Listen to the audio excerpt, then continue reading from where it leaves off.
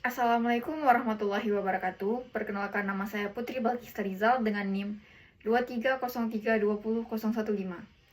Video ini saya buat untuk memenuhi tugas mata kuliah Kepemimpinan Agribisnis. Dalam video ini saya akan menjelaskan secara lengkap dan rinci tentang materi kepemimpinan dalam agribisnis. Mulai dari pengertian kepemimpinan, fungsi-fungsi utama, tipe-tipe pemimpin yang ideal, hingga ciri-ciri pemimpin yang tidak ideal. Video ini saya susun menjadi beberapa segmen agar pembahasannya lebih mudah dan dapat dipahami. Setiap segmen akan menjelaskan bagian-bagian penting dari materi kepemimpinan agribisnis, lengkap dengan penjelasan mendalam serta contoh yang relevan di dalam dunia agribisnis.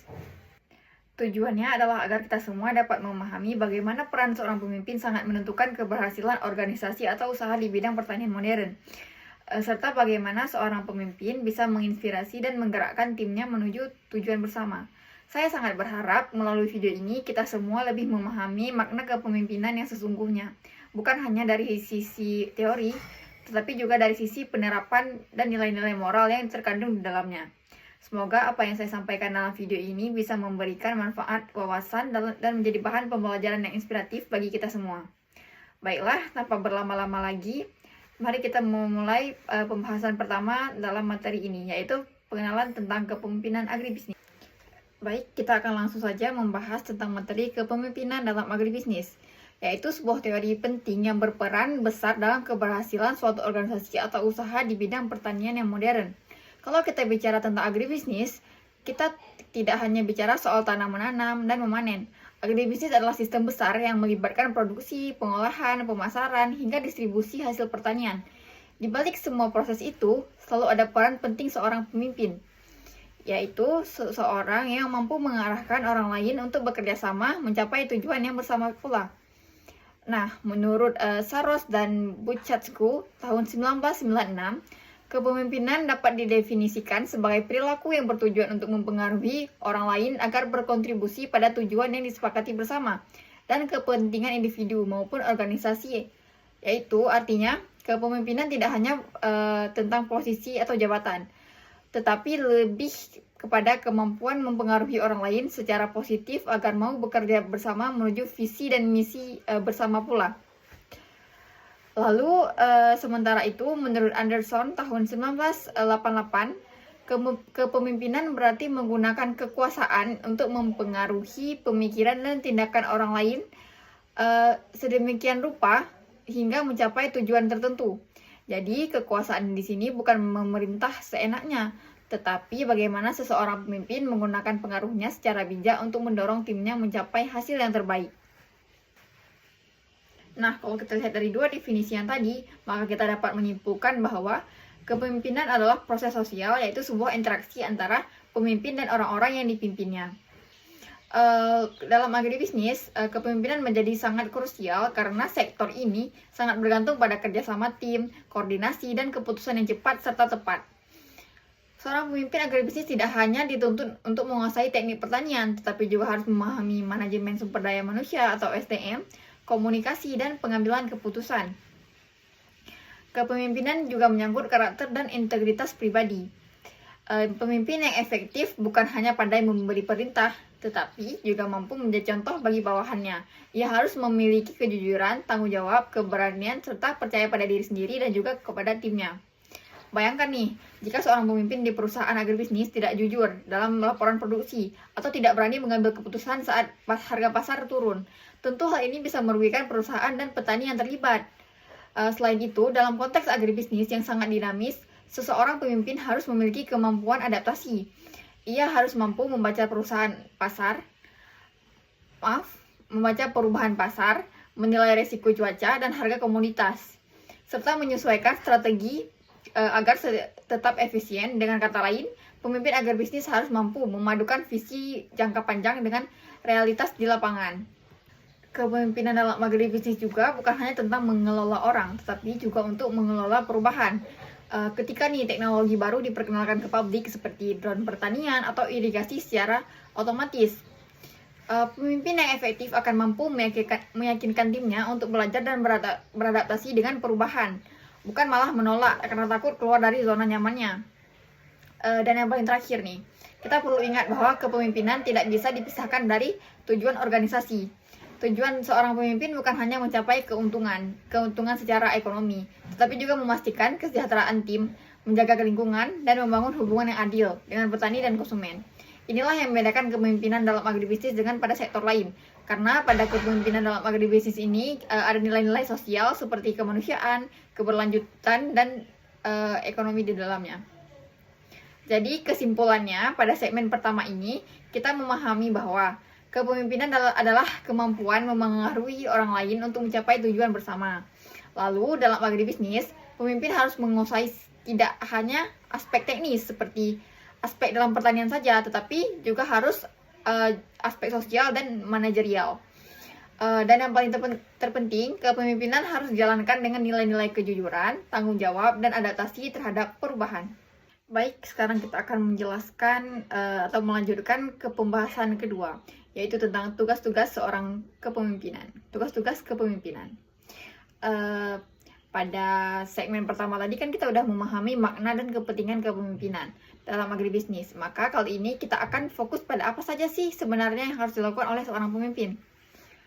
Kepemimpinan bukan hanya tentang memberi perintah atau mengatur orang lain, tetapi lebih dari itu. Kepemimpinan adalah tentang bagaimana seseorang mengarahkan, menginspirasi, dan memfasilitasi timnya untuk mencapai tujuan bersama dengan efektif dan bermakna. Maka dalam materi ini, tugas-tugas kepemimpinan dibagi menjadi dua bagian, yaitu yang pertama, tugas yang berkaitan dengan kerja atau pelaksanaan tugas organisasi. Yang kedua, tugas yang berkaitan dengan kekompakan anggota atau aspek hubungan antara manusia dalam timnya. Lalu kita akan membahas tentang tugas pertama, yaitu tugas kepemimpinan yang berkaitan dengan kerja. Tugas pertama seorang pemimpin adalah mengambil inisiatif. Seorang pemimpin tidak boleh hanya menunggu pemerintah atau situasi yang sempurna. Ia harus berani memulai sesuatu, bahkan di tengah ketidakpastian.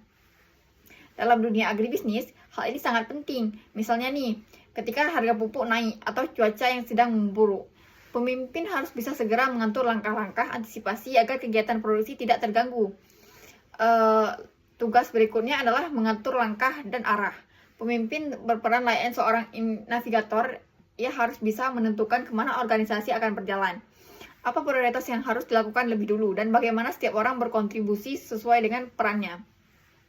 Dalam agribisnis, pengaturan langkah ini bisa berarti penyusun jadwal tanam, mengatur strategi, pemasaran hasil panen, dan menentukan alokasi dana untuk mengembangkan produk. Jadi, seorang pemimpin harus bisa memetakan langkah besar, sekaligus memperhatikan detail kecil agar semua kegiatan berjalan dengan lancar. Kemudian, pemimpin juga memiliki tugas untuk memberikan informasi. Informasi adalah kunci koordinasi. Tanpa komunikasi yang jelas, bahkan rencana yang bagus bisa saja gagal. Pemimpin yang efektif selalu berusaha memastikan bahwa setiap anggota timnya mengetahui apa yang sedang terjadi, apa yang diharapkan dari mereka, dan apa tujuan akhir yang ingin dicapai dalam sebuah organisasi. Maka dari sinilah kemampuan komunikasi seorang pemimpin benar-benar diuji. Dalam agribisnis, ini bisa berarti memberi laporan kondisi lahan, jadwal pengiriman, atau bahkan memberi kabar tentang perubahan harga pasar agar semua pihak menyesuaikan strategi mereka. Lalu juga seorang pemimpin juga wajib memberikan dukungan bawahannya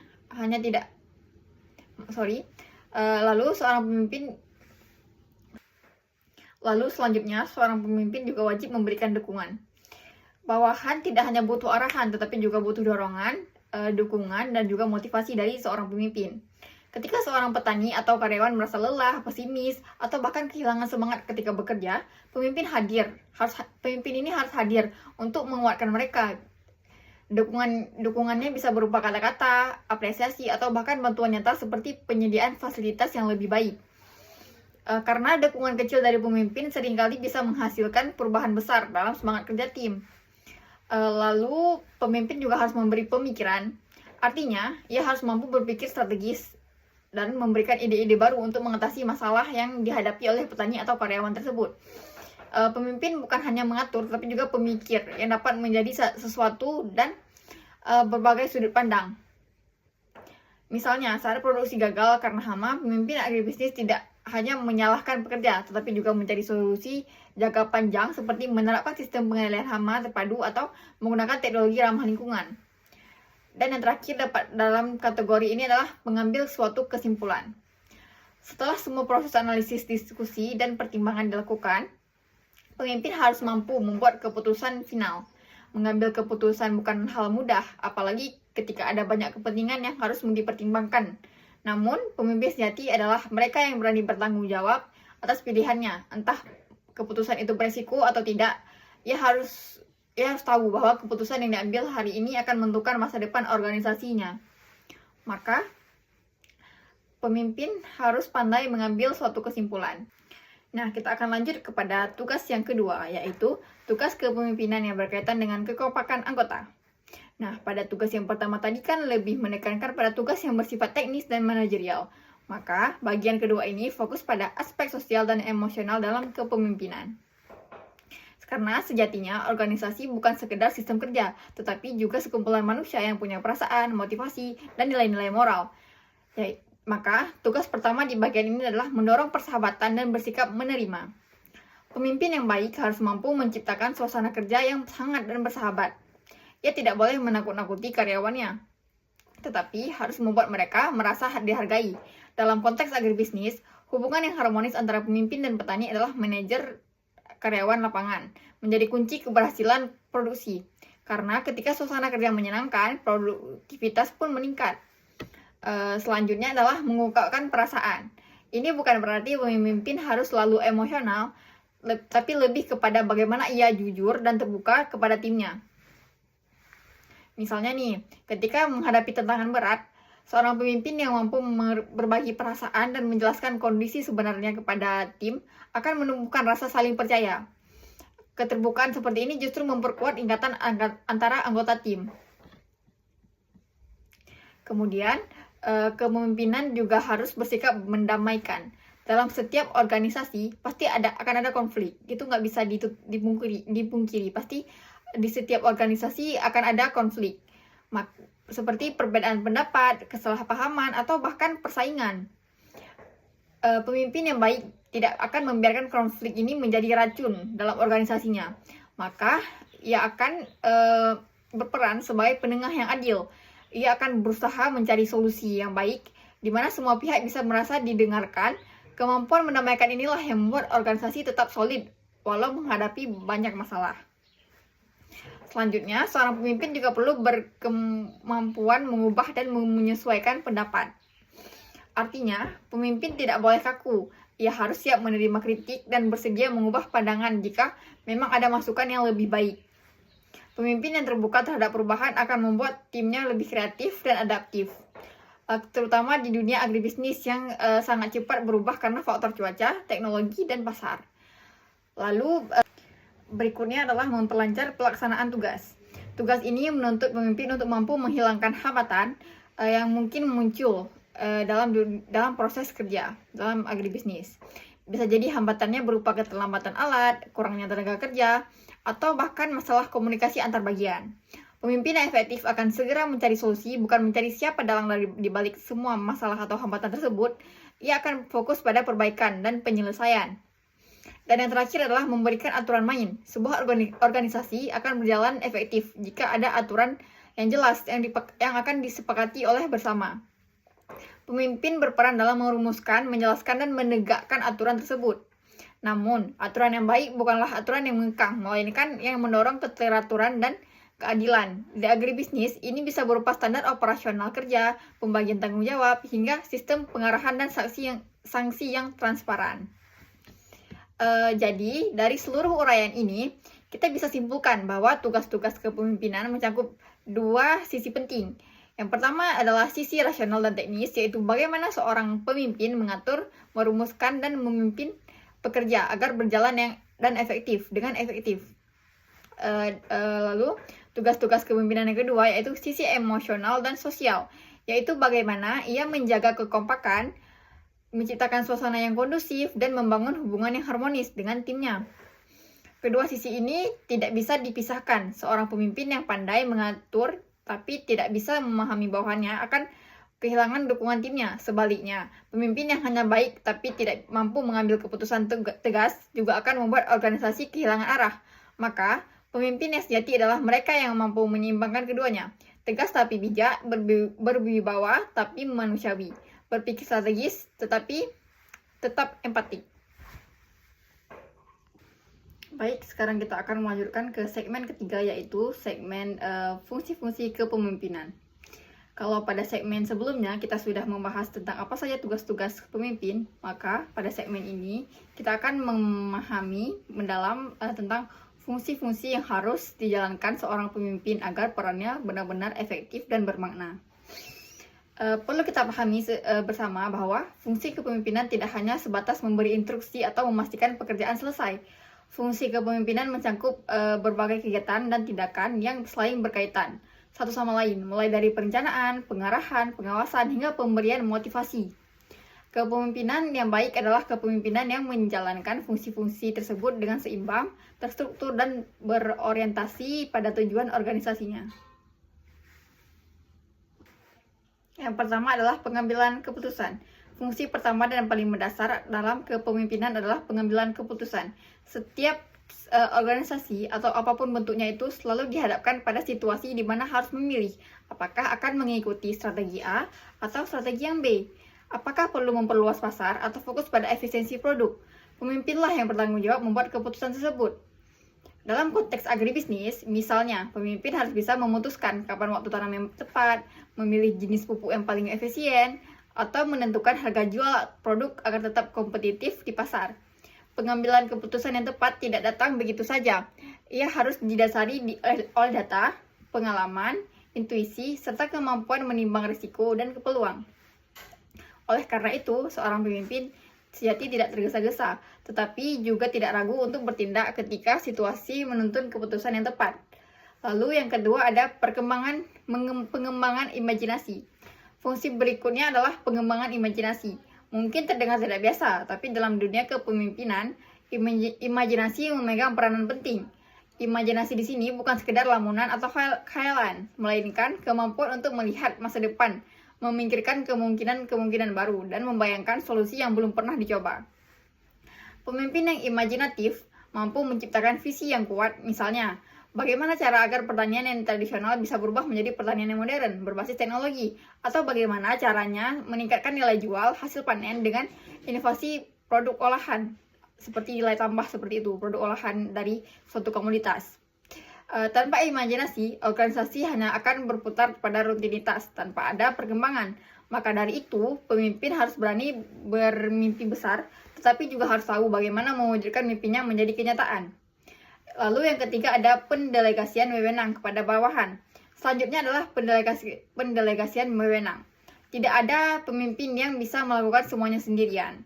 Pemimpin efektif tahu kapan harus memegang kendali penuh dan kapan harus mempercayakan tanggung jawab kepada orang lain. Dalam dunia agribisnis, seorang manajer tidak mungkin mengawasi setiap lahan sendiri, setiap gudung atau setiap kegiatan panen. Maka ia perlu mendelegasikan tugasnya kepada mandor, supervisor, atau kepala bagian yang lebih dekat dengan lapangan. Pendelegasian ini bukan tanda kelemahan, melainkan tanda kepercayaan. Dengan memberikan wewenang, pemimpin memberi kesempatan kepada bawahannya untuk berkembang dan menunjukkan kemampuan mereka. Namun, delegasi juga harus disertakan dengan pengawasan dan tanggung jawab. Artinya, meskipun tugas sudah dilimpahkan pemimpin, tetapi pemimpin juga harus bertanggung jawab atas hasil akhirnya. Jadi tidak semua diserahkan kepada bawahannya.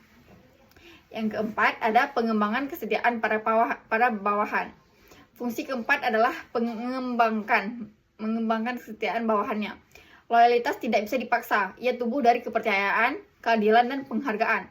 Pemimpin yang adil, terbuka, dan peduli akan menumbuhkan rasa hormat serta kesetiaan dari diri timnya. Dalam agribisnis, misalnya nih, jika seorang pemimpin selalu menepati janji, membayar upah tepat waktu, menghargai kerja keras, dan tidak pilih kasih dalam memberikan penghargaan, maka para bawahannya akan dengan sendirinya bekerja dengan penuh hati dan dedikasi. Sebaliknya nih, jika pemimpin sering ingkar janji atau bersikap otoriter, maka kepercayaan akan hilang dan loyalitas pun lenyap. Kesetiaan yang tulus adalah modal penting dalam membangun tim yang solid dan berdaya tahan tinggi. Berikutnya adalah menggiatkan dan mengendalikan rencana-rencana. Pemimpin sejati bukan hanya pelaksana ide, tetapi juga penggagas. Ia adalah orang pertama yang mencetus gagasan baru, menggerakkan timnya untuk bertindak dan mengendalikan jalannya rencana agar tetap di jalur yang benar. Bayangkan nih, dalam sebuah perusahaan agribisnis, ketika pasar sedang menurun, pemimpinlah yang harus menginisiasi strategi promosi, memotivasi tim penjualan, serta mengendalikan agar pelaksanaan strategi itu berjalan sesuai target. Inisiatif dan fungsi berikutnya adalah pemanfaatan sumber daya. Seorang pemimpin dituntut untuk mampu mengoptimalkan segala sumber daya yang ada, baik itu sumber daya manusia, dana, waktu, peralatan maupun informasi. Pemimpin yang baik tahu nih bagaimana menempatkan orang pada posisi yang tepat, bagaimana menggunakan modal seefisien mungkin, dan bagaimana memanfaatkan waktu kerja dengan sangat produktif. Dalam agribisnis, efisiensi sumber daya ini sangat krusial. Kesalahan sedikit saja seperti pemborosan pupuk atau salah perencanaan tenaga kerja bisa berdampak besar pada hasil akhir. Karena itu, kemampuan pemimpin dalam mengelola sumber daya dengan cerdas akan sangat menentukan keberhasilan dalam suatu organisasi agribisnis. Lalu, fungsi yang ketujuh adalah melaksanakan keputusan dan memberi dorongan kepada pelaksana. Setelah keputusan dibuat, pekerjaan pemimpin belum selesai. Ia harus memastikan keputusan itu benar-benar dilaksanakan di lapangan. Dan yang tak kalah penting, ia harus mampu memberi semangat kepada tim agar mereka menjalankan keputusan tersebut dengan penuh keyakinan. Dorongan ini bisa berupa motivasi moral, penghargaan, atau sekedar kata-kata apresiasi kepada pekerjanya atau karyawan. Banyak tim yang kehilangan semangat bukan karena pekerjaannya, tetapi karena merasa tidak dihargai. Pemimpin yang mampu menjalankan dan menyalakan semangat bawahannya akan membuat mereka bekerja sukarela dan semangat. Baik, fungsi berikutnya adalah melakukan kontrol dan perbaikan kesalahan. Setiap proses pasti memiliki potensi kesalahan. Tugas pemimpin adalah memastikan kesalahan itu tidak berulang dan segera diperbaiki. Kontrol bukan berarti mencari siapa yang salah, tetapi bagaimana memperbaiki sistem yang agar lebih baik. Dalam agribisnis, kontrol bisa berupa evaluasi hasil panen, pengecekan stok bahan baku, atau pengawasan terhadap distribusi. Dengan kontrol yang baik, pemimpin bisa menjaga organisasi tetap efisien dan tidak menyimpang dari tujuan awal. Lalu, fungsi berikutnya adalah memberi penghargaan kepada bawahan yang berprestasi. Ini adalah bentuk pengakuan terhadap kerja keras dan dedikasi anggota tim. Penghargaan tidak Baik, fungsi berikutnya adalah memberi penghargaan kepada bawahan yang berprestasi. Ini adalah bentuk pengakuan terhadap kerja dan dedikasi anggota tim. Penghargaan ini tidak selalu berupa uang, bisa dalam bentuk ucapan terima kasih, kesempatan promosi, atau bahkan sekedar pengakuan di depan umum. Pemimpin yang menghargai bawahan akan membangun budaya kerja yang positif. Ketika seseorang merasa dihargai, mereka akan termotivasi untuk terus berprestasi, dan hal ini akan menular ke anggota tim yang lain. Fungsi terakhir adalah mempertanggungjawabkan semua tindakan. Kepemimpinan sejati tidak hanya tentang memberi perintah, tetapi juga tentang memberi tanggung jawab atas keputusan yang diambil. Ketika organisasi gagal, pemimpin tidak menyalahkan bawahan. Sebaliknya, ia berdiri paling depan untuk menanggung akibatnya dan mencari solusi. Tanggung jawab inilah yang membedakan pemimpin sejati dari sekedar atasan. Karena dalam kepemimpinan, kepercayaan tim tumbuh dari keberanian pemimpin untuk bertanggung jawab. Dari semua fungsi yang sudah dijelaskan tadi, kita bisa simpulkan nih bahwa kepemimpinan adalah sebuah sistem kerja yang menyeluruh. Ia tidak hanya mengatur pekerjaan, tapi juga membangun manusia, mengendalikan potensi, dan menciptakan lingkungan kerja yang sehat. Pemimpin yang baik adalah mereka yang mampu berpikir strategis, bertindak bijaksana, dan berjiwa tanggung jawab. Ia tidak hanya melihat dari sisi hasil, tapi juga proses dan nilai-nilai kemanusiaan di dalamnya. Baik, sekarang kita akan melanjutkan pada segmen keempat, yaitu di sini kita akan membahas tentang materi implikasi dan sumber kekuasaan pemimpin, khususnya 5 sumber kekuasaan menurut First dan Revan pada tahun 1968. Mengapa kekuasaan penting untuk dipahami? Saat kita bicara kepemimpinan, kata kekuasaan sering terasa negatif. Padahal, kekuasaan itu netral. Ia hanyalah kemampuan memengaruhi orang lain. Yang menentukan baik atau buruknya adalah bagaimana pemimpin menggunakan sumber kekuasaan itu. Implikasi kepemimpinan meliputi kebutuhan akan kejujuran, tanggung jawab, pengetahuan, keberanian bertindak, dan kemampuan meyakinkan orang lain. Semuanya agar pengaruh itu berdampak positif pada organisasi. Baik, kita akan melanjutkan kepada 5 sumber kekuasaan menurut French dan Revern. Yang pertama adalah reward power atau kekuasaan melalui penghargaan. Reward power ini adalah seperti pemimpin punya kemampuan memberikan penghargaan sehingga orang mengikuti arahannya. Kalau kita contohkan pada agribisnis, seperti bonus panen untuk tim yang berhasil menekan kehilangan hasil, pengiriman pupuk gratis untuk kelompok tani yang menjalankan praktik dan ramah lingkungan, kesempatan ikut pelatihan, atau kenaikan jabatan. Baik, yang kedua adalah coercive power atau kekuasaan melalui hukuman. Ini merupakan kemampuan memberi sanksi atau hukuman bagi yang melanggar. Contohnya pada dunia agribisnis yaitu pemecatan karena kekurangan inventory, denda untuk pelanggaran safety, pengurangan intensif karena tidak mengikuti SOP. Selanjutnya, yang ketiga adalah legitimate power atau kekuasaan formal atau otoritas. Definisinya nih seperti kekuasaan yang berasal dari jabatan formal, hak dan tugas yang sah. Contohnya pada bidang agribisnis yaitu direktur yang menetapkan kebijakan pembelian, manajer yang menjadwalkan kerja, kepala koperasi yang menandatangani kontrak. Lalu selanjutnya ada yang keempat, revenant power atau kekuasaan karena identifikasi atau karisma nih. Seperti pengikut yang terpengaruh karena mengidentifikasi atau mengagumi pemimpin yang memiliki karisma dan reputasi yang bagus. Contohnya nih, ketua koperasi yang dihormati karena selalu membantu petani, pemimpin lapangan yang selalu turun ke sawah saat musim panen. Yang kelima ada expert power, kekuasaan karena keahlian. Definisinya seperti pengaruh berasal dari kompetensi, keterampilan, atau pengetahuan khusus pemimpin. Contohnya nih, agronom yang bisa membaca tanda penyakit, manajemen rantai pasok yang mengurangi ongkos logistik, ahli teknologi yang memiliki varietas unggul. Baik, kita kan sudah membahas tentang pengertian kepemimpinan, tugas, fungsi, dan sumber kekuasaan yang harus dimiliki oleh seorang pemimpin. Sekarang, di segmen kelima ini, kita akan memasuki kepada inti dari semua hal tersebut, yaitu tanggung jawab yang harus dimiliki oleh seorang pemimpin. Karena seberapa besar pun kekuasaan dan pengaruh yang dimiliki oleh seorang pemimpin, jika itu tidak dibarengi oleh tanggung jawab, maka itu akan sia-sia atau tidak ada apa-apanya. Kepemimpinan tanpa tanggung jawab sama dengan kekuasaan tanpa arah. Seorang pemimpin bukan hanya seorang yang berdiri di depan dan memberi perintah. Ia adalah sosok yang harus siap mempertanggungjawabkan semua keputusan, semua tindakan, dan akibat yang timbul dari kebijakannya. Bayangkan saja nih, kalau seorang manajer di perusahaan agribisnis mengambil keputusan yang salah. Misalnya, seperti membeli benih dalam jumlah yang besar, tanpa melakukan riset terlebih dahulu. Lalu ternyata benih tersebut gagal tumbuh. Siapa yang menanggung kerugiannya? Siapa yang harus menenangkan petani, membenahi sistem, dan memastikan hal itu tidak terulang lagi? Ya, jawabannya adalah seorang pemimpin.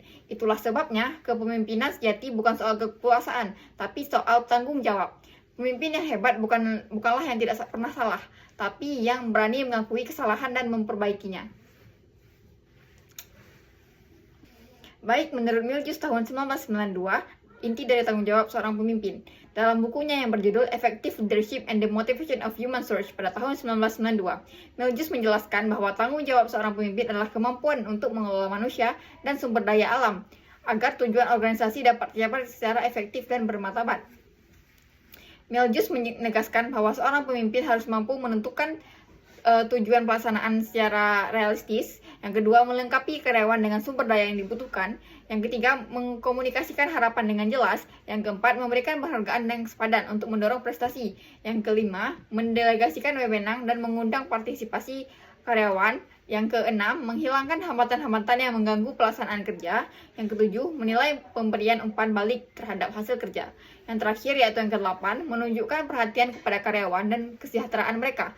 Kita akan membahas juga satu persatu dengan contoh yang nyata dan konteks. Dalam konteks agribisnis, yang pertama yaitu menentukan tujuan pelaksanaan kerja yang realistis. Tujuannya adalah kompas bagi organisasi. Seorang pemimpin harus mampu menetapkan tujuan yang spesifik, terukur, dapat dicapai, relevan, dan memiliki batas waktu, atau biasa kita sebut dengan prinsip SMART. Specific, measurable, achievable, relevant, dan time-bound. Dalam agribisnis, contohnya bukan hanya meningkatkan hasil panen, tapi harus jelas, seperti meningkatkan produktivitas padi sebesar 10% dalam satu musim tanpa melalui penggunaan pupuk organik cair dan sistem irigasi tetes. Tujuan yang realistis membantu bawahan memahami apa yang harus dilakukan, kapan harus selesai, dan bagaimana cara mencapainya. Kalau tujuannya terlalu tinggi, tanpa dukungan, hasilnya bisa membuat tim stres dan kehilangan motivasi. Tapi kalau terlalu rendah, organisasi tidak akan berkembang. Jadi tugas pemimpin adalah menemukan titik keseimbangan antara tantangan dan kemampuan. Yang kedua, melengkapi karyawan dengan sumber daya yang diperlukan. Tidak ada organisasi yang bisa berjalan tanpa dukungan sumber daya yang cukup. Tugas pemimpin adalah memastikan bahwa setiap bawahannya memiliki alat, bahan, waktu, dan pelatihan yang memadai. Misalnya nih, dalam usaha pengolahan hasil pertanian, pemimpin harus menyediakan mesin pengering yang layak, bahan bakar yang cukup, dan sistem manajemen stok yang efisien. Tanpa sumber daya itu, pemimpin tidak bisa menuntut hasil kerja yang maksimal. Tanggung jawab di sini bukan hanya menyediakan peralatan, tapi juga memastikan peralatan yang tersebut digunakan benar dan dirawat dengan baik. Ingat, kinerja tim adalah cerminan dari bagaimana pemimpin mempersiapkan mereka. Yang ketiga, ada mengomunikasikan apa yang diharapkan dari karyawan. Pemimpin yang baik tidak boleh membuat karyawan menebak-nebak. Ia harus mengomunikasikan tujuan, standar kerja, serta harapan yang jelas. Dalam konteks agribisnis, contohnya nih, adalah ketika pemimpin menjelaskan kepada petani, kita akan menerapkan sistem pertanian organik, jadi mulai minggu depan hindari penggunaan pestisida kimia, dan kita akan pakai larutan alami dari daun mimba. Ini misal contoh yang diucapkan pemimpin kepada petani ya. Kalimat yang jelas seperti itu membuat semua anggota tahu apa yang harus dilakukan. Sebaliknya, pemimpin tidak mampu berkomunikasi dengan jelas akan menciptakan kebingungan, kesalahan kerja, bahkan konflik antara anggota tim. Kita akan lanjut yang keempat, memberikan penghargaan yang sepadan untuk mendorong prestasi. Manusia bekerja bukan hanya untuk gaji, tapi juga untuk pengakuan dan penghargaan. Miljus menekankan bahwa pemimpin bertanggung jawab menciptakan sistem penghargaan yang adil dan memotivasi. Misalnya, seorang mandor memberikan bonus bagi pekerja yang hadir tepat waktu selama 1 bulan penuh, atau perusahaan memberikan penghargaan kepada petani dengan hasil panen yang terbaik. Atau penghargaan seperti ini tidak hanya meningkatkan motivasi individu, tapi juga membangun budaya kerja yang positif di organisasi. Namun, penting diingat, penghargaan ini harus padan dengan usaha yang diberikan secara objektif. Kalau tidak, justru akan menimbulkan kecemburuan sosial. Yang kelima, mendelegasikan wewenang dan mengundang partisipasi. Seorang pemimpin bukanlah direktur.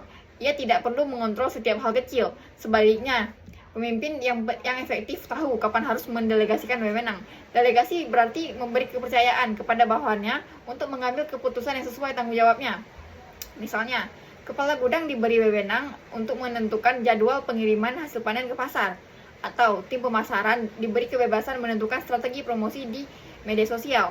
Dengan delegasi tersebut, bawahan akan merasa dihargai dan termotivasi untuk memberikan yang terbaik. Namun, delegasi juga berarti tanggung jawab tetap berada di pemimpin.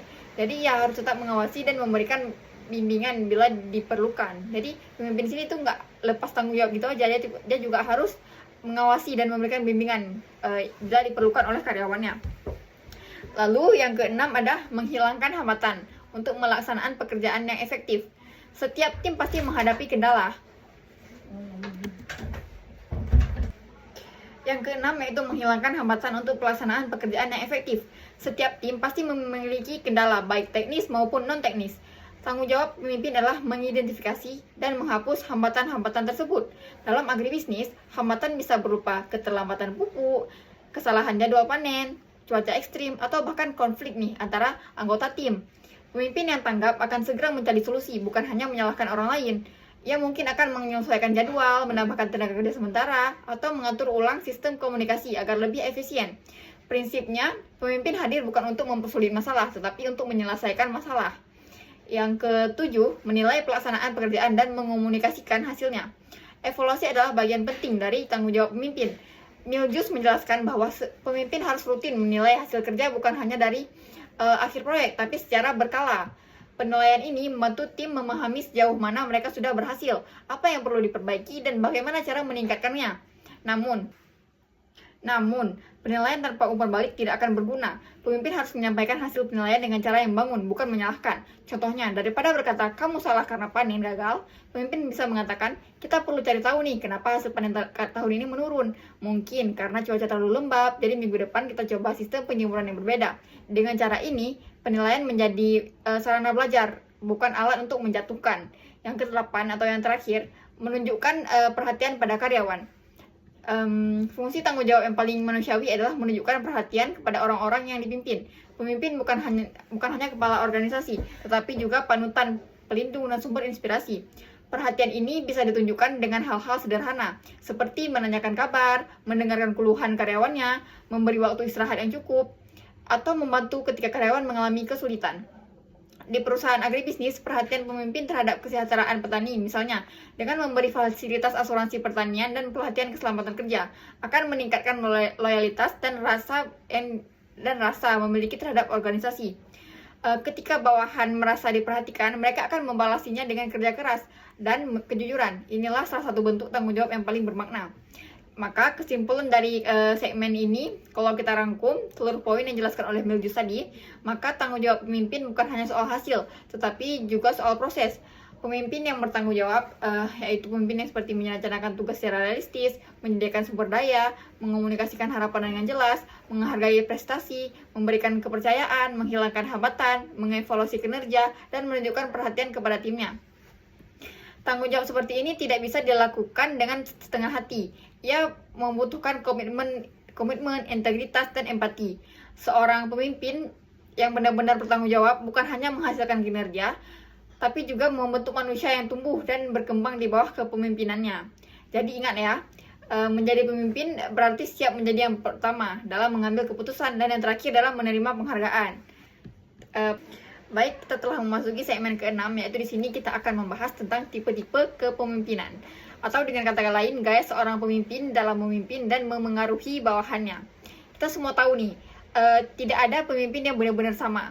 Pasti masing-masing punya karakter, pengalaman, dan cara tersendiri dalam mengambil keputusan, berkomunikasi, dan bahkan memotivasi orang lain.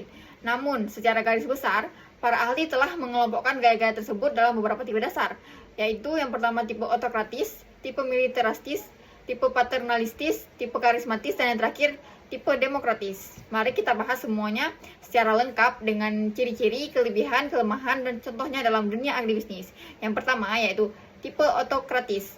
Tipe kepemimpinan ini sering disebut juga dengan tipe otoriter. Pemimpin tipe ini menganggap bahwa organisasinya adalah miliknya sendiri. Ia merasa bahwa hanya dirinya yang tahu apa yang terbaik bagi organisasinya, dan bahwa bawahannya hanyalah alat untuk mencapai tujuan pribadinya. Ciri-ciri utama pemimpin yang bersifat seperti ini antara lain, yang pertama, mengidentikan tujuan pribadi dengan tujuan organisasi. Tidak mau menerima kritik, saran, atau pendapat dari bawahannya. Terlalu bergantung pada kekuasaan formalnya, sering menggunakan perintah yang keras dan tegas, dan dalam banyak kasus menggunakan ancaman atau hukuman untuk menegakkan disiplin. Dalam konteks agribisnis, pemimpin dengan tipe otokratis ini bisa kita temui pada perusahaan atau proyek pertanian yang masih bersifat sangat tradisional. Misalnya nih, seorang pemilik lahan yang memutuskan semua hal sendiri, mulai dari jenis tanaman, waktu panen, hingga pembagian upah, tanpa mendengarkan pendapat dari pekerja lapang. Tipe ini mungkin terlihat efektif pada situasi yang darurat, seperti terjadi bencana alam atau krisis pasar, karena keputusan yang dibuat cepat tanpa perlu diskusi yang panjang. Namun, kalau dalam jangka yang panjang, gaya ini tidak efektif. Kenapa nih? Karena bawahan menjadi takut untuk berbicara kepada pemimpin, kreativitas karyawan menurun, dan loyalitasnya pun berkurang. Organisasi akhirnya hanya bergerak kalau diperintah saja, bukan karena kesadaran dan semangat dari karyawannya. Baik, sekarang kita akan memasuki ke tipe kedua, yaitu tipe militeristis. Banyak nih orang yang salah mengira dengan istilah ini. Tipe militeristis ini bukan berarti pemimpin tersebut berasal dari kalangan militer, melainkan seseorang yang memimpin dengan cara yang terlalu formal, kaku, dan serba perintah. Ciri-ciri pemimpin seperti ini antara lain, yang pertama, sering menggunakan sistem pemerintah dalam setiap instruksinya, bergantung pada pangkat atau jabatan, bukan pada keahliannya, menuntut disiplin yang tinggi dan yang kadang sangat berlebihan, tidak terbuka terhadap kritik dari bawahannya, dan sangat menyukai formalitas serta upacara. Dalam agribisnis mungkin bisa dicontohkan seperti pemimpin pabrik pengolahan hasil pertanian yang terlalu terikat pada prosedur. Setiap hal kecil harus dilaporkan, setiap kebutuhan harus melalui hierarki panjang. Akibatnya, proses kerja jadi sangat lambat dan sangat membosankan. Namun, tipe ini masih bisa berguna dalam kondisi tertentu. Misalnya, ketika organisasi membutuhkan ketertiban dan kedisiplinan yang tinggi dalam proyek besar yang melibatkan banyak tenaga kerja lapangan, aturan yang tegas memang dibutuhkan agar setiap pekerjaan tetap terkontrol. Tapi jika pemimpin terlalu kaku dan tidak memberi ruang komunikasi, bawahan bisa merasa tertekan dan kehilangan semangat bekerjanya. Lalu kita akan membahas tipe paternalistis atau sering disebut gaya kepemimpinan kebapakan. Pemimpin paternalistis ini menganggap bawahannya seperti anaknya sendiri. Terdengar baik memang, tapi kalau berlebihan justru bisa membuat bawahan tidak berkembang. Contohnya nih, ciri-ciri pemimpin paternalistis ini antara lain seperti menganggap bawahannya belum dewasa atau belum mampu mengambil keputusan sendiri. Terlalu melindungi bawahannya, jarang memberikan kesempatan untuk berinisiatif, jarang memberi ruang untuk berpendapat atau berkreasi, dan sering bersikap maha tahu. Dalam dunia agribisnis, tipe ini sering muncul di koperasi atau usaha keluarga, di mana pemilik usaha memperlakukan karyawan seperti keluarga sendiri. Misalnya, ia selalu membantu karyawan ketika kesulitan, tapi juga tidak mau melepaskan kendali dari tangan sendiri. Akibatnya, bawahannya jadi terlalu bergantung dan kurang percaya diri ketika mengambil keputusan. Kelebihan dari kelebihan dari tipe ini yaitu menciptakan suasana kerja yang hangat dan penuh kekeluargaan. Namun, kelemahannya adalah munculnya ketergantungan yang berlebihan. Tim menjadi kurang inovatif karena selalu menunggu instruksi dari pemimpin. Lalu kita akan melanjutkan kepada tipe keempat, yaitu tipe karismatis. Tipe berikut ini adalah karismatis, yaitu seperti daya tarik pribadi yang luar biasa. Sesuatu yang membuat orang lain terinspirasi, bahkan tanpa pemimpin itu harus memerintah. Pemimpin karakteristik memiliki kemampuan untuk memengaruhi orang lain hanya dengan kepribadian, gaya bicara, dan tindakannya. Ciri-cirinya antara lain seperti memiliki daya tarik yang besar dan mudah dipercaya, mempunyai keyakinan kuat terhadap visi dan tujuan, menginspirasi banyak orang untuk mengikuti idenya, dan juga biasa memiliki pengikut yang loyal. Dalam agribisnis, pemimpin karismatik ini biasa jadi seorang tokoh masyarakat yang mengajak petani beralih ke pertanian organik. Karena kejujurannya dan semangatnya yang tulus, orang mengikutinya bukan karena jabatannya, tapi karena rasa hormat dan kagum. Kelebihan ini adalah karena mampu menggerakkan massa dengan cepat dan membangkitkan semangat luar biasa. Namun, ada juga risikonya ketika seluruh organisasi terlalu bergantung pada sosok pemimpin seperti itu. Begitu pemimpinnya pergi, seringkali organisasi kehilangan arah. Oleh karena itu, pemimpin karismatis yang baik harus memastikan bahwa ia membangun sistem, bukan sekadar pengaruh pribadi. Lalu selanjutnya, yang terakhir ada tipe demokratis. Tipe yang kelima ini masuk ke tipe pemimpin yang paling ideal untuk organisasi modern. Pemimpin demokratis selalu berangkat dari keyakinan bahwa manusia adalah makhluk yang paling berharga di dunia. Ia percaya bahwa setiap orang memiliki potensi dan pendapat yang layak didengar. Ciri-ciri pemimpin demokratis antara lain, yang pertama mengutamakan kerjasama dan diskusi, mendorong partisipasi semua anggota dalam pengambilan keputusan, mau menerima kritik dan saran, memberikan kebebasan untuk mencoba dan belajar dari kesalahan, dan berusaha menjadikan bawahannya lebih sukses dari dirinya. Contoh dalam agribisnis yaitu berupa seorang pemimpin kelompok tani yang mengajak anggotanya untuk rapat bersama menentukan jadwal tanam, berdiskusi tentang masalah hama, dan memutuskan solusi bersama. Pemimpin demokratis ini tidak memaksakan kehendaknya, tetapi menjadi fasilitator yang memastikan semua suara didengar. Kelebihan tipe ini, tim menjadi lebih kompak, kreatif, dan merasa dihargai.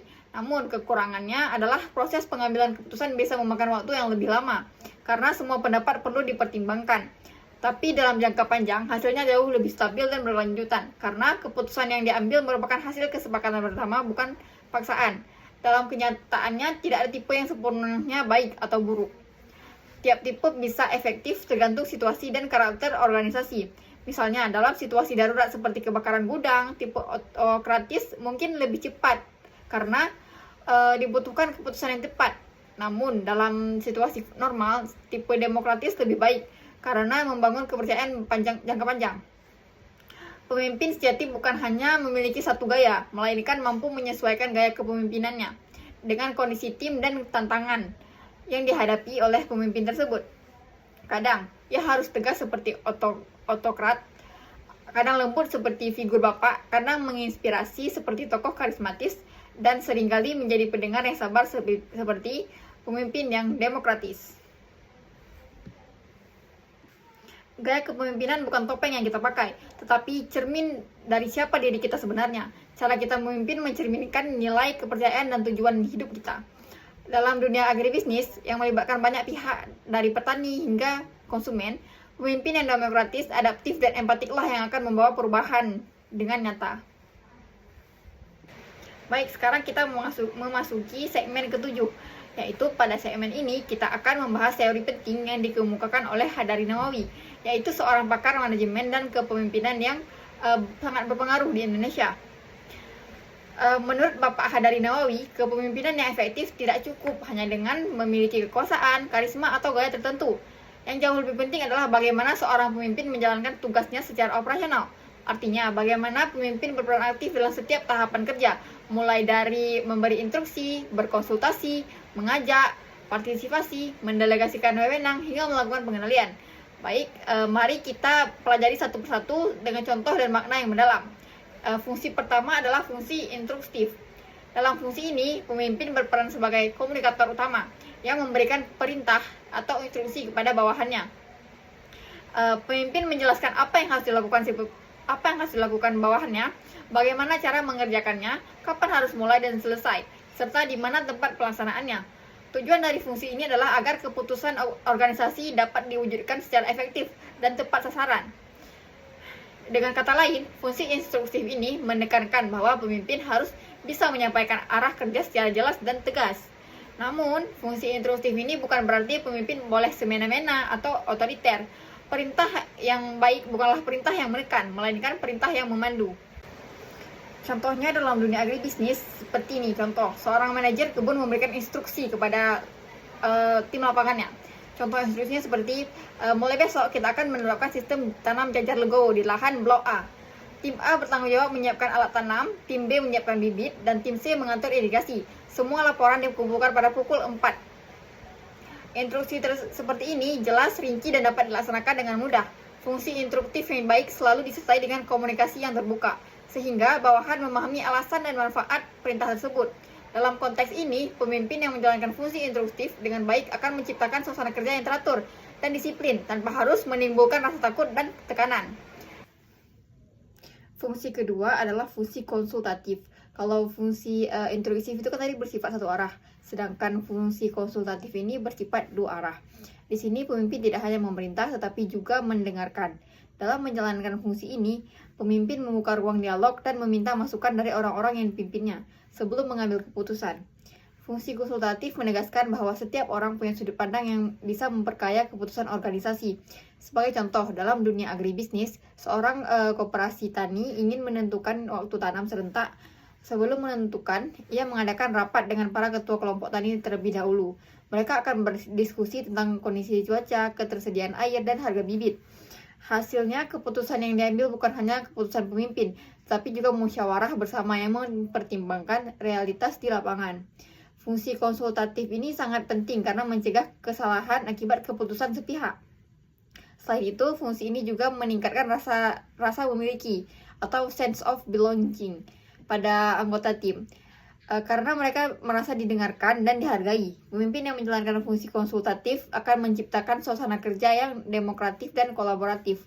Dua hal yang sangat dibutuhkan dalam dunia agribisnis yang melibatkan banyak pihak dan kepentingan. Lalu fungsi ketiga adalah fungsi partisipasi. Di sini pemimpin tidak hanya mendengarkan masukan, tetapi juga mengajak bawahannya terlibat langsung dalam pengambilan keputusan dan pelaksanaan kegiatan organisasi. Tujuan fungsi ini adalah agar setiap anggota merasa bahwa mereka memiliki peran penting dalam keberhasilan organisasi. Ketika orang merasa dilibatkan, mereka akan bekerja dengan lebih semangat, lebih bertanggung jawab, dan lebih kreatif. Contohnya dalam konteks agribisnis, misalnya nih, sebuah perusahaan pengolahan hasil pertanian ingin meluncurkan produk baru.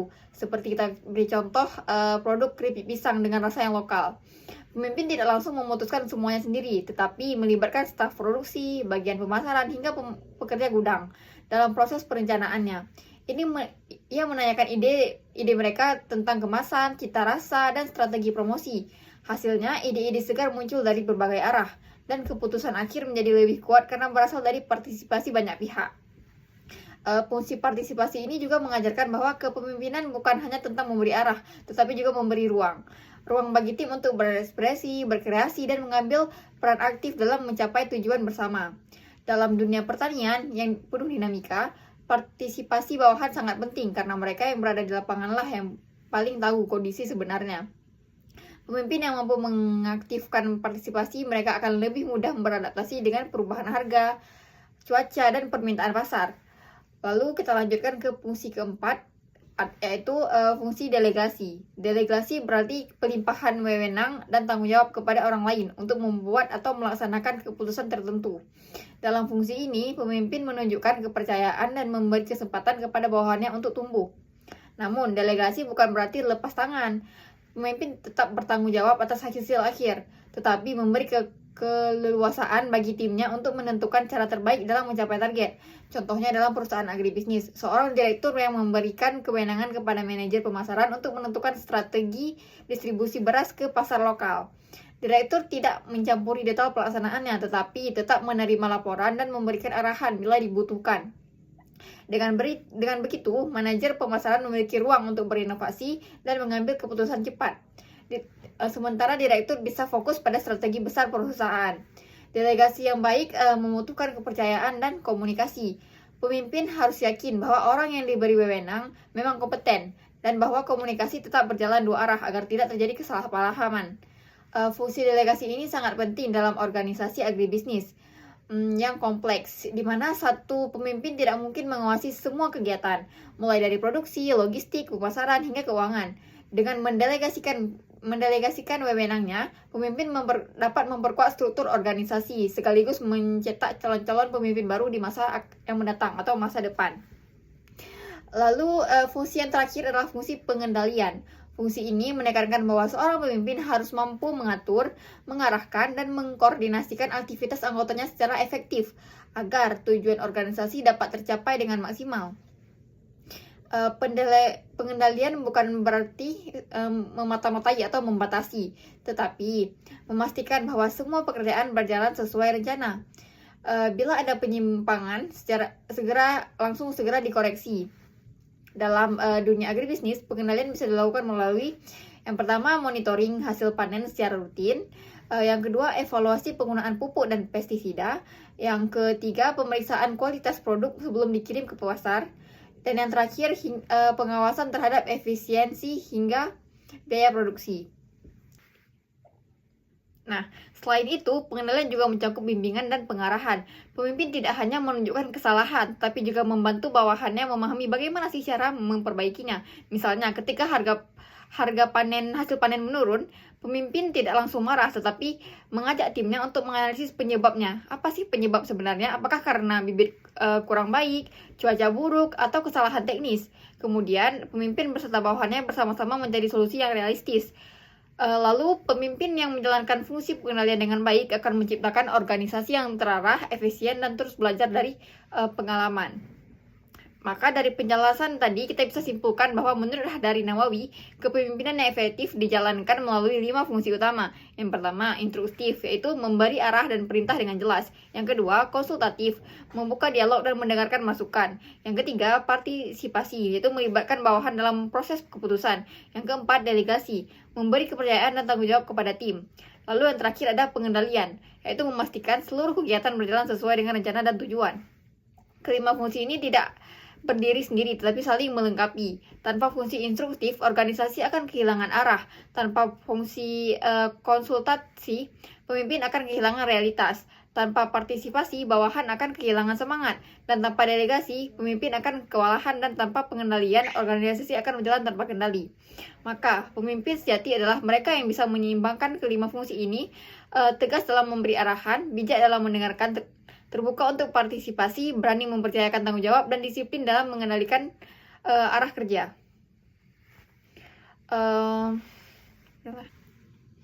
Ciri ketiga adalah tidak mempercayai bawahan. Pemimpin seperti ini ingin mengendalikan segala hal, dari hal besar hingga hal kecil. Setiap keputusan harus melewati dirinya, setiap langkah harus diizin dia. Akibatnya, organisasi menjadi lambat dan tidak efisien. Lebih parah lagi nih, bahwa bawahan kehilangan rasa percaya diri dan inisiatif. Mereka takut membuat keputusan karena khawatir disalahkan. Dalam agribisnis, misalnya, pemimpin yang tidak percaya pada timnya akan menunda pengiriman hasil panen hanya karena ingin memeriksa semuanya sendiri. Padahal waktu adalah hal yang sangat berharga dalam distribusi produk pertanian. Pemimpin yang ideal tahu kapan harus mengontrol dan kapan harus mempercayakan tugas kepada bawahannya. Kepercayaan ini bukan berarti lepas tangan, tetapi memberi ruang bagi bawahan untuk berkembang sambil tetap memberikan bimbingan. Lalu kita lanjut ke ciri keempat, adalah tidak pernah memberi pujian atau penghargaan kepada bawahannya. Banyak pemimpin yang berpikir bahwa memberikan pujian bisa membuat bawahannya manja, padahal kenyataannya justru sebaliknya. Penghargaan sederhana bisa meningkatkan semangat kerja yang luar biasa. Misalnya, di sebuah perusahaan agribisnis ada karyawan yang berhasil menurunkan tingkat kerusakan hasil panen. Pemimpin yang baik akan berkata, kerja bagus, kamu hebat banget, terima kasih sudah membantu perusahaan menghemat banyak biaya. Kalimat sederhana seperti itu bisa membuat bawahan merasa dihargai dan termotivasi untuk bekerja lebih baik lagi. Sebaliknya nih, jika pemimpin yang pelit pujian hanya fokus mencari kesalahan, bawahannya pun akan bekerja sekadar menggugurkan kewajiban, bukan karena rasa bangga. Jadi jangan pernah menyepelekan kekuatan terima kasih. Tipe kelima yaitu sering menimbulkan konflik. Pemimpin yang tidak ideal seringkali menjadi sumber konflik, bukan menyelesaikan konflik. Ia mungkin tidak sadar, tapi cara bicaranya, keputusannya yang tidak adil, atau pilih kasihnya bisa menimbulkan ketegangan di dalam tim atau di dalam organisasi. Contohnya, dalam kelompok tani, pemimpin hanya memperhatikan beberapa anggota yang dekat dengannya, sementara yang lain merasa diabaikan. Akibatnya muncul kecemburuan, gosip, dan akhirnya keretakan dalam kerjasama. Seorang pemimpin sejati justru berperan sebagai penengah dan pendamai. Ia harus bisa membaca situasi, meredakan emosi, dan mencari solusi yang menguntungkan semua pihak. Jika konflik tidak bisa dihindari, pemimpin harus memastikan bahwa konflik itu diselesaikan secara profesional dan tidak merusak hubungan jangka panjang. Lalu ciri berikutnya adalah pemimpin yang tertutup dan sulit didekati. Mungkin secara jabatan ia tinggi, tapi secara emosional ia jauh dari timnya. Bawahannya jadi takut berbicara karena pemimpinnya terlihat kaku, dingin, atau mudah marah. Dalam organisasi yang sehat, keterbukaan adalah fondasi kepercayaan. Jika pemimpin menutup diri, informasi penting tidak akan sampai ke atasan. Padahal dalam dunia agribisnis, komunikasi cepat bisa menyelamatkan hasil panen, memperbaiki produksi, bahkan mencegah kerugian besar. Pemimpin yang terbuka akan menciptakan suasana kerja yang hangat, yang mungkin punya aturan tegas, tapi tetap memberi ruang bagi tim untuk berbicara jujur tanpa takut dihukum. Lalu tipe ketujuh adalah tidak bertanggung jawab. Ini adalah salah satu ciri yang paling berbahaya jika dimiliki oleh seorang pemimpin. Pemimpin yang tidak ideal seringkali mencari kambing hitam saat terjadi kesalahan. Kalimat seperti ini salah bawahan saya atau tim saya yang tidak becus adalah tanda bahwa pemimpin tersebut belum dewasa secara moral. Dalam kepemimpinan sejati, tanggung jawab ada di pundak pemimpin. Kalau tim gagal, pemimpin harus menjadi orang pertama yang introspeksi dan mencari solusi. Sebaliknya, kalau tim berhasil, pemimpin harus menjadi orang terakhir yang menerima pujian. Ingat pepatah ini, pemimpin yang hebat mengambil tanggung jawab lebih banyak dari yang seharusnya dan mengklaim pujian lebih sedikit dari seharusnya. Yang ke-8 adalah pemimpin yang tidak memiliki visi dan arah. Pemimpin yang tidak memiliki visi adalah seperti kapal tanpa kompas. Tim mungkin bekerja keras, tapi tanpa tahu kemana mereka menuju. Dalam agribisnis ini sering terlihat pada pemimpin yang hanya fokus pada kegiatan harian, seperti menanam, memanen, menjual, tanpa memikirkan strategi jangka panjang. Akibatnya, usaha tidak berkembang dan mudah kalah dalam persaingan. Pemimpin harus mampu melihat masa depan, bagaimana tren pertanian, mengubah apa peluang baru yang muncul, dan bagaimana persiapan tim untuk menghadapinya. Tanpa visi, tim akan kehilangan semangat, karena mereka tidak tahu makna di balik pekerjaan yang mereka lakukan setiap hari. Yang ke-9 ada tipe tidak bisa memimpin diri sendiri. Ciri ini adalah pemimpin yang gagal memimpin dirinya sendiri. Sebelum memimpin orang lain, seharusnya seorang pemimpin tuh harus bisa mengendalikan emosi, ego, dan kebiasaan sendiri. Bayangkan nih, kalau misal seorang pemimpin yang sering terlambat, tidak disiplin, atau emosional di depan tim. Meskipun ia pintar, bawahannya tidak akan menghormatinya karena kepemimpinannya tidak becus. Karena kepemimpinan sejati itu dimulai dari keteladanan pribadi. Pemimpin yang mampu memimpin dirinya sendiri akan lebih mudah mendapatkan kepercayaan dan loyalitas dari timnya atau dari organisasinya. Lalu ada tipe yang ke-10, yaitu selalu mengandalkan pengalaman masa lalu. Ciri ini membuat seorang pemimpin gagal adalah terjebak pada pengalaman di masa lalunya. Ia berpikir, dulu cara ini berhasil, jadi sekarang pasti berhasil juga. Padahal zaman sekarang berubah. Teknologi pasar dan cara kerja sudah berkembang. Pemimpin yang tidak mau beradaptasi akan ketinggalan dan membuat timnya stagnan. Dalam agribisnis misalnya, dulu sistem manual mungkin efektif, tapi sekarang banyak proses yang bisa dioptimalkan dengan teknologi. Pemimpin yang baik harus mau belajar dan beradaptasi dengan perubahan. Lalu tipe yang ke-11 adalah terlibat politik kantor dan tidak objektif. Pemimpin yang tidak ideal juga sering terjebak dalam politik kantor, yaitu memilih siapa yang disukainya, bukan siapa yang kompeten. Ia memberi promosi bukan karena prestasi, tapi karena kedekatan pribadi. Hal ini sangat berbahaya karena akan menghancurkan moral tim. Bawahan yang rajin akan merasa percuma bekerja keras, sementara yang pandai menyenangkan atasannya malah naik jabatan. Kepemimpinan yang baik harus berbasis meritokrasi, yaitu menilai orang berdasarkan kerja dan kontribusinya, bukan kedekatannya. Lalu tipe ke-12 ada tidak punya tujuan kerja yang jelas. Pemimpin yang tidak memiliki tujuan kerja sering membuat keputusan tanpa arah. Hari ini bilangnya A, besok berubah jadi B. Bawahan pun bingung dan kehilangan kepercayaan. Dalam organisasi, konsistensi adalah tanda integritas. Kalau pemimpinnya sendiri bingung dengan arah kerjanya, bagaimana bawahannya yang bisa tenang bekerja? Lalu ada tipe ke-13, menyalahgunakan sumber daya. Ini termasuk ciri pemimpin yang paling tidak etis, menyalahgunakan wewenang atau sumber daya organisasi untuk kepentingan pribadinya. Misalnya, menggunakan dana operasional untuk keperluan pribadi atau memakai kendaraan dinas untuk urusan keluarga. Pemimpin seperti ini tidak hanya merusak kepercayaan tim, tapi juga menciptakan budaya korupsi di lingkungan kerja. Padahal, integritas adalah fondasi utama kepemimpinan. Sekali kepercayaan rusak akan sulit untuk diperbaiki. Yang ke-14, yaitu ada tipe tidak melihat peluang dan inovasi. Pemimpin yang tidak ideal seringkali tidak peka terhadap peluang. Ia terlalu sibuk menjalankan rutinitas sehingga tidak memperhatikan perubahan di lingkungannya. Dalam dunia agribisnis, perubahan bisa datang dari mana saja. Pasar, iklim, teknologi, bahkan dari kebijakan pemerintah sekalipun. Pemimpin yang baik harus peka dan tanggap terhadap perubahan itu. Sebaliknya, pemimpin yang hanya berjalan di tempat akan membuat organisasinya tertinggal dan kehilangan daya saing. Tipe terakhir ada tidak percaya diri. Ciri pemimpin yang tidak ideal adalah kurang percaya diri. Ia ragu dengan keputusannya sendiri, mudah goyah oleh tekanan, dan sering berubah-ubah pendapat hanya karena takut dikritiki. Pemimpin yang tidak percaya diri tidak akan bisa menginspirasi orang lain, karena bagaimana orang bisa percaya padanya? Ia sendiri tidak percaya dengan dirinya sendiri. Kepercayaan diri bukan berarti keras kepala, tetapi memiliki keyakinan bahwa didasari oleh pengetahuan dan niat yang baik. Jika kita rangkum, pemimpin yang tidak ideal adalah mereka yang memiliki sifat hanya memerintah tanpa memberi teladan, menutup diri dari diskusi, tidak memberi kepercayaan, pelit pujian, menimbulkan konflik, tidak bertanggung jawab, tidak punya visi, tidak memiliki tidak bisa memimpin diri sendiri, tidak mau berubah, dan yang terakhir menyalahgunakan sumber daya. Semua ciri itu bukan hanya membuat tim kehilangan semangat, tapi juga bisa menghancurkan reputasi organisasi. Sebaliknya, pemimpin yang ideal adalah kebalikan dari semua itu. Ia memberi teladan, terbuka, adil, menghargai, bertanggung jawab, dan selalu belajar dari waktu ke waktu. Kepemimpinan ini bukan hanya tentang kemampuan mengatur orang, tapi juga tentang kemampuan mengatur diri sendiri. Pemimpin yang hebat tidak hanya menciptakan hasil, tapi juga membangun manusia. Ia bukan hanya memimpin dengan kata-kata, tetapi juga dengan keteladanan.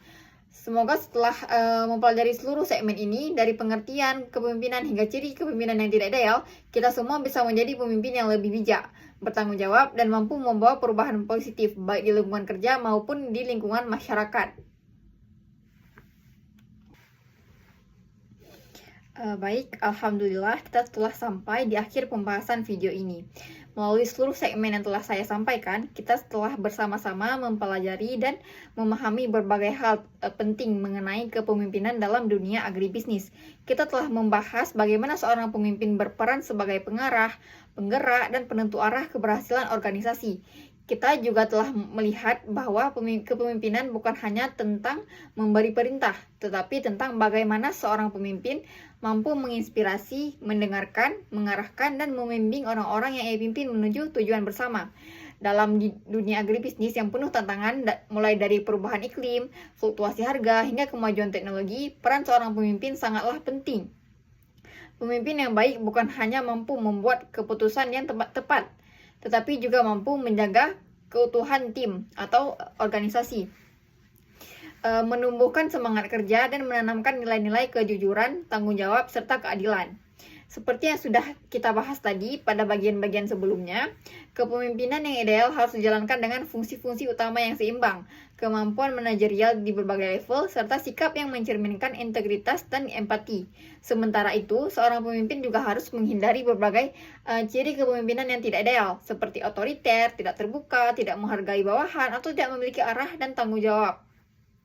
Kita juga belajar bahwa keberhasilan dalam kepemimpinan bukan hanya diukur dari hasil yang dicapai oleh seorang pemimpin, tetapi juga dari cara seorang pemimpin membangun dan menumbuhkan orang-orang di sekitarnya. Karena dalam kepemimpinan sejati, keberhasilan tim adalah cerminan dari keberhasilan pemimpinnya. Saya percaya bahwa setiap orang pada dasarnya memiliki potensi untuk menjadi pemimpin, baik itu di lingkungan kerja, dalam komunitas, maupun di lingkup keluarganya. Kunci utamanya adalah kemauan untuk belajar, keberanian untuk berubah, dan keikhlasan untuk melayani. Karena pemimpin bukan tentang kekuasaan, melainkan tentang tanggung jawab dan keteladanan. Semoga melalui video ini, kita semua dapat mengambil pelajaran berharga tentang bagaimana menjadi pemimpin yang bijak, bertanggung jawab, dan inspiratif, terutama dalam mengelola usaha agribisnis yang berkelanjutan, adil, dan bermanfaat bagi banyak orang. Akhir kata, saya ucapkan terima kasih yang sebesar-besarnya kepada Bapak Wahyu Wisnandi Nasution selaku dosen pengampu mata kuliah kepemimpinan agribisnis atas bimbingan dan ilmu yang telah diberikan kepada kami selama proses perkuliahan ini. Saya ucapkan terima kasih juga kepada teman-teman semua yang telah menyimak video ini sampai selesai. Semoga apa yang saya sampaikan bisa menambah wawasan dan motivasi untuk kita semua terus belajar menjadi pemimpin yang lebih baik dalam dunia kerja maupun dalam kehidupan sehari-hari. Saya Putri Blagista Rizal, kelas 5A dengan NIM 2303200115, mengucapkan terima kasih yang sebesar-besarnya atas perhatian dan waktunya bagi teman-teman yang telah menonton video ini. Sampai jumpa di kesempatan berikutnya. Saya akhiri dengan wassalamualaikum warahmatullahi wabarakatuh. Mohon maaf apabila ada kesalahan ucapan.